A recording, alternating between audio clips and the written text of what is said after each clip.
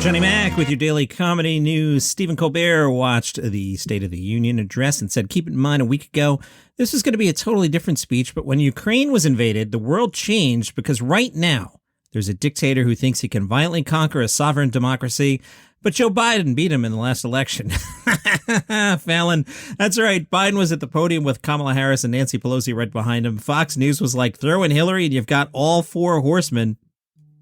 Trevor Noah's not sure if Ukraine is the biggest European conflict since World War II, or is it when Harry and Meghan left the royals? They're cutting off banking, they're arming their enemies, and on top of that, airlines are stopping flights to and from Russia, which in my opinion might be one of the worst things, because I mean, the best part of going to Russia is you can fly out of Russia. Now they don't even have that. Yeah, the threat of nuclear annihilation may have increased. Yes, we may be on the brink of World War III, and yes, Europe is once again at the mercy of one power-hungry dictator. But on the bright side, when was the last time you thought about COVID? Samuel L. Jackson has had it with Joe Rogan from the New York Post. You may recall Joe Rogan discussed the N-word. Rogan said there's not another word like it in the entire English language because it's a word where only one group of people is allowed to use it, and they can use it in so many different ways. If a white person uses it, it's racist, it's toxic, but a black person can use it, and it could be a punchline. It could be a term of endearment. It could be lyrics to a rap song. It can be a positive affirmation. It's a very unusual word, but it's not my word to use. I'm well aware of it now. Samuel L. Jackson spoke to Yahoo Entertainment and said there's no context where a white person is ever allowed to say that word, never mind publicly on a podcast. He's saying nobody understood the context when he said it, but he shouldn't have said it. It's not the context, dude.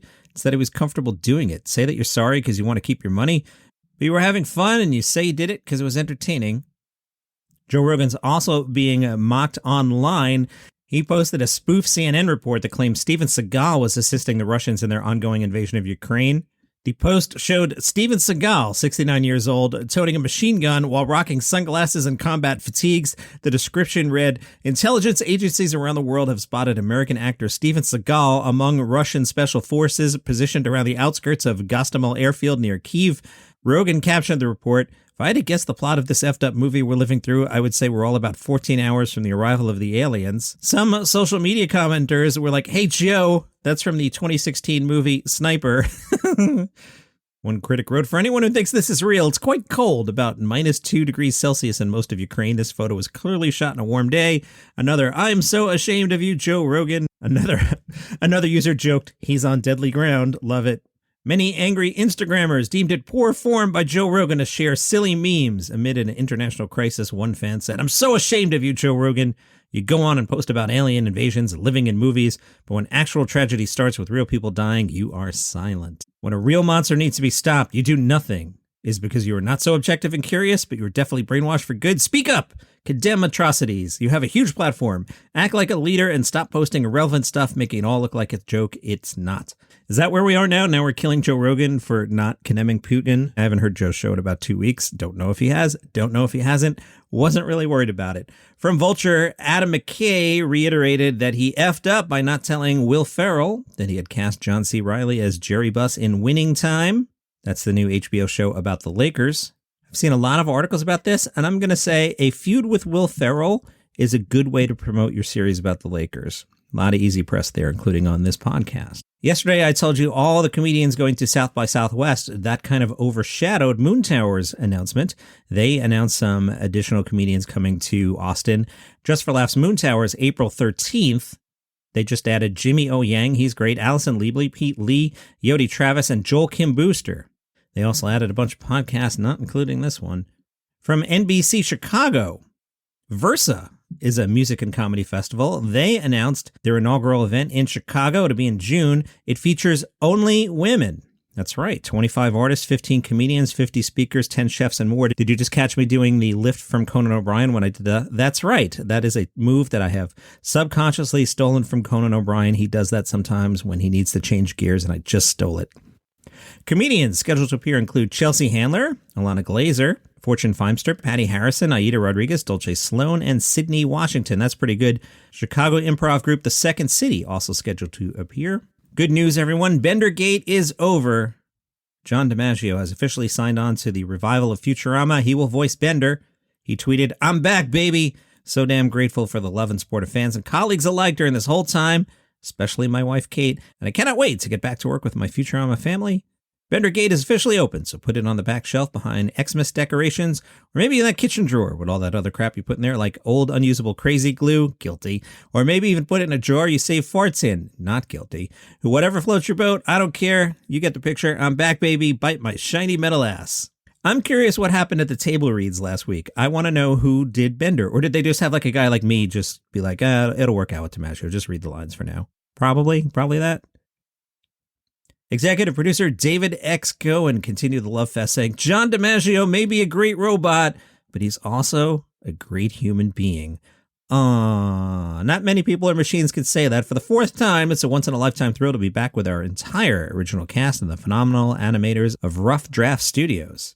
They even remind us what Futurama is. I'll read it. Futurama focuses on the life of Philip Fry, played by Billy West, a 25-year-old pizza delivery boy who accidentally freezes himself on December 31st, 1999, and wakes up 1,000 years later with a fresh start at life and a new group of friends, including Leela, a tough but lovely one-eyed mutant, and Bender, a robot who's fond of drinking excessively, smoking cigars, and stealing anything not nailed down. Futurama ran for 4 seasons on Fox, then bounced over to the Adult Swim lineup on Cartoon Network, then some DVDs, 4 direct-to-video films. Those got edited into a 5th season that aired on Comedy Central in 2008. Comedy Central would air 2 more seasons consisting of 26 episodes. Those aired between 2010 and 2013. Futurama is back, baby. I'm a big fan. From Complete Music Update, another comedian has filed a lawsuit against Pandora, over allegations the streaming firm does not properly license comedy recordings. This time it's been filed by Nick DiPaolo. Now, here's why this particular version of this interests me. From Complete Music Update, the DiPaolo lawsuit then says, the bottom line is that Pandora's actions were willful, and they knew they had their hand in the cookie jar and would eventually get caught. It was just a matter of when. DiPaolo would likely give the following advice to Pandora from his dad: comedy is like pizza. Even when it's bad, you still got to pay for it. The only difference is DiPaolo's comedy isn't bad, which means it's even worth more. Are we putting jokes into our lawsuits now? Is that a thing? I'm not a lawyer. If I'm a judge and I read that, I'm like, dude, will you take my court the least bit seriously? Don't put a joke. I don't get it. That's a weird move to me. The validity of the suit, I'll let the courts decide that. But just the paperwork of like, why are you putting in comedies like pizza? Even when it's bad, you still got to pay for it. The only difference is DiPaolo's comedy isn't bad. What is that? From Deadline, TikTok is getting set to debut its first fully produced sketch comedy series, Oh Goody, the Sam Gray-backed Staple View, beginning today. Oh, right. The show will stream along with a dedicated channel on TikTok Live. The official announcement describes Staple View as a modern take on sketch comedy and variety show formats featuring a collection of popular individual content creators. Not mentioned here yet is Sarah Cooper. You remember Sarah Cooper? She was the greatest thing in comedy during the pandemic. She was known for pantomiming to Donald Trump videos. Netflix gave her a special. Jimmy Kimmel let her guest host the show. Sarah Cooper, comedy star, the future of comedy. Surprised she's not part of this. The aim of Staple View is to offer TikTok users the best in social media and influencer comedy with segments, sketches, musical bits, and other material. With a running time between 40 and 60 minutes, it'll stream live each week. I'll be over here on Old Man Mountain. Congrats to Russell Peters. He got married. He had a pretty big wedding. 300 guests, and TMZ says a lot of them big-time celebrities. Guess who conducted the ceremony? You're not going to guess. Cedric the Entertainer. Yeah. R&B great Deborah Cox sang the bride and groom's first dance song. Chic's Nile Rodgers made a special appearance. How does Russell Peters know the guy from Chic? How does he know these people? UFC announcer Bruce Buffer introduced Russell and wife Allie as they entered the reception. That sounds like a good time. Some other people at the ceremony: Raekwon from Wu-Tang Clan, Big Daddy Kane, DJ Scratch, Melly Mel, and Luanel. Yeah, all right. I don't know. Russ Peters knows all these people. He's like super internationally famous, though. Pete Holmes is back with a new series. This is How We Roll. This is the one where he plays bowler Tom Smallwood. I shared the trailer on the subreddit, which is Daily Comedy News, and the Facebook group page, which is Daily Comedy News Podcast Group. I'm speechless. CBS edited this thing almost like it's a drama. Like it's like Pete Holmes coming home going, yeah, I lost my job. And you can tell that there's supposed to be a punchline and a laugh track there, but they cut that part out. Really weird. I like Pete Holmes a lot. I like his podcast. I liked his TV shows. I've met him. He was cool to me in real life. Pete, I hope this one makes it, but I got a feeling this one might be dead on arrival. Although it's on CBS, which means my mom will watch it. If you're going for 80-year-olds, she'll stare at your show, Pete Holmes. It also appears there have been a few cast changes since the original clips and now this pilot. Whatever. Gabe Iglesias is joining the cast of a new NBC sitcom pilot. It's called Hungry. All right, sounds like good casting so far.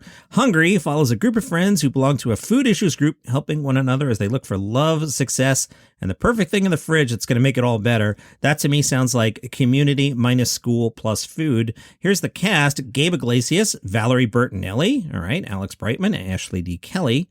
Meanwhile, Aziz Ansari is going to direct an untitled comedic drama. Untitled comedic drama will star Bill Murray. The project's being adapted from the 2014 nonfiction book Being Mortal, Medicine and What Matters in the End. That book is about aging, patients' anxieties regarding death, and doctors' tendencies to fall back on false hope, and having the potential to change medicine and lives. Aziz Ansari will also co-star in this film. Now, reading that description, I'm going to guess Bill Murray as old guy, Aziz Ansari as doctor. Plot details have not been announced. Both the Comedy Store, this is a new topic, and Leicester Square Theatre have announced benefit gigs in their London venues to support Ukraine. Joe Lycett, Nina Conti, James Acaster, Nish Kumar, great lineup, are those performing at the Comedy Store in aid of the Ukrainian Red Cross Society. The bill also includes half Russian, half Ukrainian comedian Dmitry Bakanov. That's got to make for some great material, right? And Russian-born Olga Koch in what's being billed as a night of solidarity and fundraising in the face of Putin's invasion of Ukraine. Chortle adds that Sindhu V, Alistair Berry, and Sarah Keyworth complete the Stand Up for Ukraine lineup so far. More names expected to be announced later. And that is your comedy news for today. Follow this podcast on Apple Podcasts, Spotify, wherever you get your shows. See ya.